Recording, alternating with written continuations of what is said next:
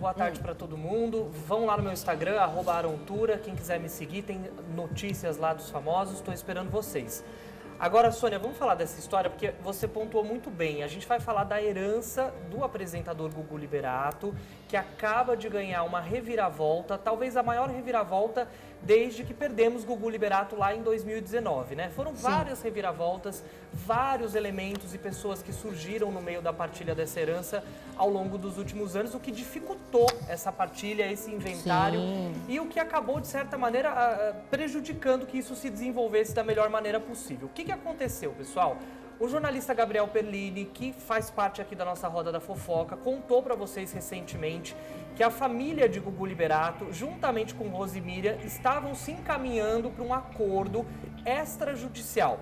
Um acordo esse que colocaria fim à briga pela divisão da herança de mais de R$1 bilhão deixada por Gugu Liberato. Por quê? A Rosemíria tentava provar que ela tinha tido uma relação estável, uma relação de estabilidade com o Gugu, que ela foi a esposa, a parceira dele por muitos anos, e ela entrou na partilha dessa herança, tentando então paralisar essa divisão que inicialmente tinha um testamento feito por Gugu Liberato lá em 2011, vocês sabem disso. Um testamento que deixava 75% dos bens para os 3 filhos, outros 25% para os demais 5 sobrinhos. Essa era a divisão que Gugu Liberato deixou. Bom, o que aconteceu agora? Qual que é a novidade para vocês? O jornalista Léo Dias também traz a informação, o Gabriel Perlini trouxe, de que a Rosemíria, juntamente com a família do Gugu Liberato, entrou finalmente num acordo. E qual que é esse acordo? Ela desistiu de tentar provar união estável com o Gugu Liberato. Com isso, a Rosemíria automaticamente também abriu mão de tentar lutar pelos supostos 50% que ela teria de direito na herança, caso fosse provado que ela teve uma união estável com o Gugu Liberato. Isso, pessoal, faz a gente pensar então o quê? Que a família volta a se unir, o que é muito importante, volta a entrar num acordo, um acordo esse que foi feito entre a família fora dos tribunais, isso também foi muito importante nesse caso. Ou seja, as filhas também que ficaram do lado da Rosemíria, depois teve o João que ficou do lado da tia, depois a gente sabe dessa história inteira. Sônia, qual que é a novidade? Ela abre mão então de tentar provar a união estável, ela abre mão dos supostos 50% da herança que ela teria direito, e com isso, o que aconteceu? Aquilo que era tão esperado. No último dia 16 de agosto foi oficializado o inventário, finalmente, de Gugu Liberato.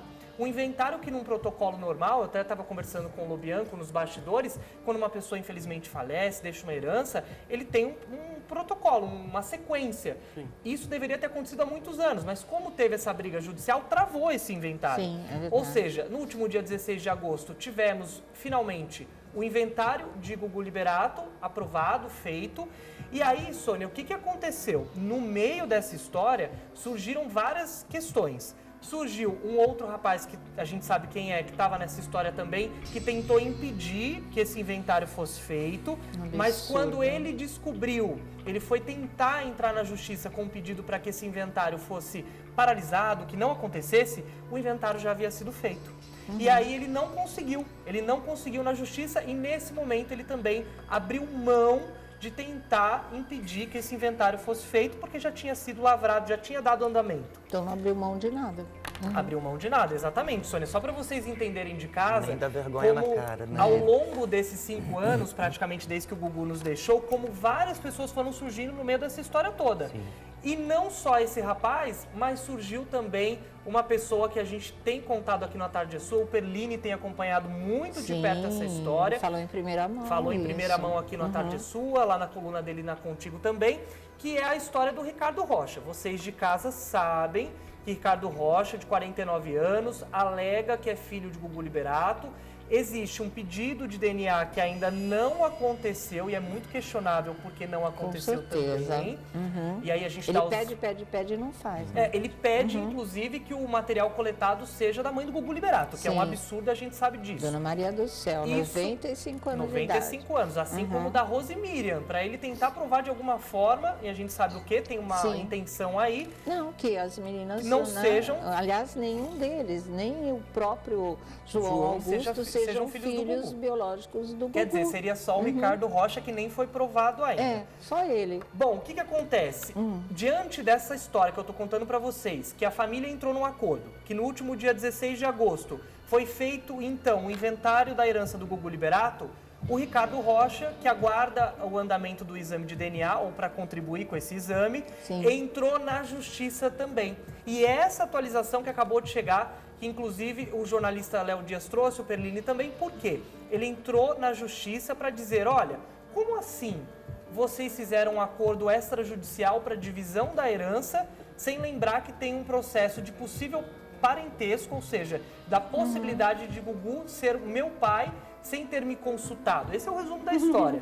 Ele conseguiu brecar tudo. Ele não conseguiu brecar tudo, mas ele conseguiu um avanço Atrapalhar. importante. Ele conseguiu, Tá. Sônia Abrão, segundo as informações que chegaram aqui pra gente, o Ricardo Rocha, que tenta provar aí que era filho do Gugu, ele conseguiu que o juiz desse ok no sentido de que a parte da herança que poderia caber a ele, caso seja provado que ele é filho de Gugu Liberato, seja separada, seja, digamos assim, bloqueada, guardada, é a palavra. Fica pra ele. no fundo judicial até o desfecho desse DNA, né? É só importante a gente pontuar que isso não é bem uma vitória do Ricardo.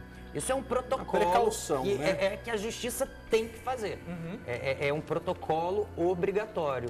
Mas eu acho que o importante é a gente destacar que isso não vai bloquear os bens, né, a parte da herança da família, né? Eles vão poder movimentar esse dinheiro, ficando apenas separado esse suposto quinhão do Ricardo. Se o DNA der negativo, essa partezinha que está no fundo judicial Vai ser volta dividida. para a Partezinha, família. né? Seguindo o Essa testamento. partezinha.